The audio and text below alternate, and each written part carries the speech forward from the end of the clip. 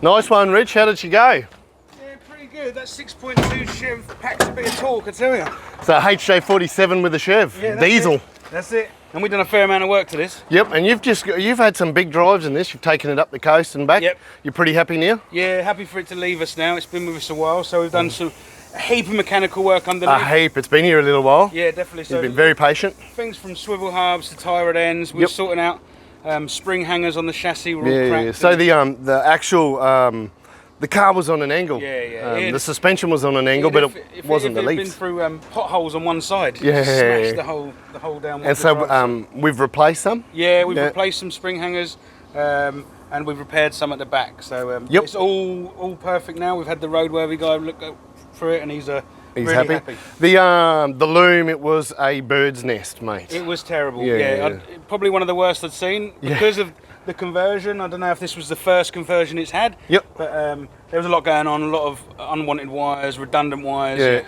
Yeah. So as most of them have now, the farmer taps into them, and this obviously used to be someone's work rig, and now it's somebody's toy. That's it. So Claude at ACL, got in touch with him. He came down, and now Claude does all sorts of looms, plug and play ones, but this is really custom. A big R&D loom, this one. Definitely. So he came down, spent some time down here, just taking measurements and stuff like that, and he's come up with a really cool loom. He's done away with all the slow blow fusible links. Just all that the stuff that goes wrong in these old things. So he's kind of brought it into the modern world a bit. Definitely. So we've got proper mega fuses, MIDI fuses. We've got the 3D printed fuse box inside. We've got the consumer unit here with all the relays and fuses. It's just it's going to be reliable now. Very impressive. And not only was this an R&D, now he's done it. Now he can make more of this particular loom. If you've got the 6.2 Chev in your 40, then or the 6.5, or the 6.5. Yep, you're fine. So very cool. Just heaps going on. Really under here, that's it. Inside's come up really good. The dash has come up. It's all been put back to how it was. Do you know what I mean? As much as we can. So. Notice it's got one of our 80 boosters on it. That's right. We've done the booster upgrade. She stops now. Stops on the dime. It's great. Yeah, it's good. Especially with that big lump in there, it needs it. So you had a bit of fun. You it was all done. We get it on the road. You take it home. Yeah, I wanted to take it home because I knew that a lot of people talk about cooling issues having the 6.2 Chev in the 40. Well, we've got the extra core in there, the wider core. We've opened up the ports so they're bigger outlets on the radiator.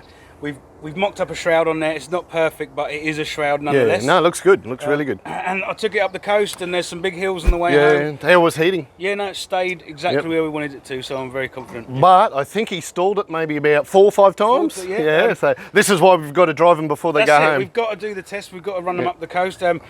They was getting the tank was vacuum, so it wasn't breathing basically. So the diesel pump's pulling the fuel out the tank, but there's no air to replace it. So I got halfway home and the thing just started stalling on me. Quickly realised, took the fuel cap off, and the air rushed in there, and then it started to run properly again. And so it was just as simple as a bit of a wasp nest or a bit of red dirt in the breathers. Wasp nest, just an accumulation of years of mud and dirt and everything else like you get on these things. So now it's sorted. She's ready to go. I might do a walk around and talk about it. Yeah, I know you're going to yarn on about this, so I'll crack on with some work and leave you to it, mate. Thank you. Nice one. Good one, Rich. See you, mate. This one, it was a 10th month 1984, was a HJ47, well, it's still a 10th month 84, but now, as Richard just said, it's got the 6.2 Chevy diesel in it. So just had a test drive, as you do.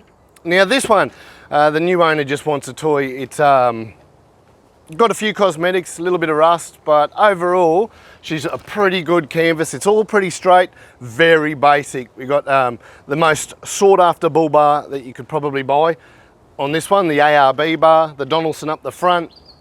It's got just a steel tray. Richard's put some batteries underneath the tray to keep them out of the road too. There's not much room under here.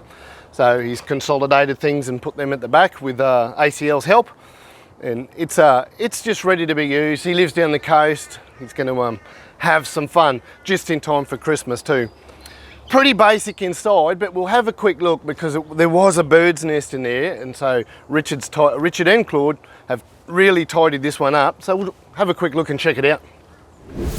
Inside, there's absolutely nothing going on, in the sense that it hasn't got a console or UHF. There's no extra switches. It does have aircon from its day. It's not plumbed up. No doubt he'll do that.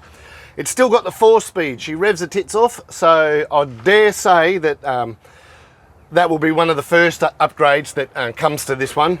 And inside, saying it's got nothing going on, it used to have wires poking out of the stereo hole. When I first drove this one, putting my foot on the clutch, I used to get tangled up in wires, so it's so nice to see all that clean now. They've just done a really tidy job. And the fuse box, it's a blade fuse now. Again, gone. It's all updated, so don't worry about glass fuses anymore. Other than that, a factory mat, factory seats. The seats are in awesome condition, and it's just a blank canvas for this guy. It's his first 47, first 40 series, and I think he's done pretty well. It's all steel roof. There is a whopping hole in the roof for a spotlight, so no doubt it was a farm rig. No doubt they shot a few pigs and roos with this one, and that's part of what they were built for. But it's come into the city to retire, and it's going to enjoy the next 40 years in very good hands. So this one's done and dusted. She's going home right now. So much so that the towie's just looking at me waiting and thinks I'm a drongo. So I better have a quick test drive. He's parked across the road, so this is a chance for me to drive this one now that Richard and the boys are finished with it. And just listen to the sound of the big gate.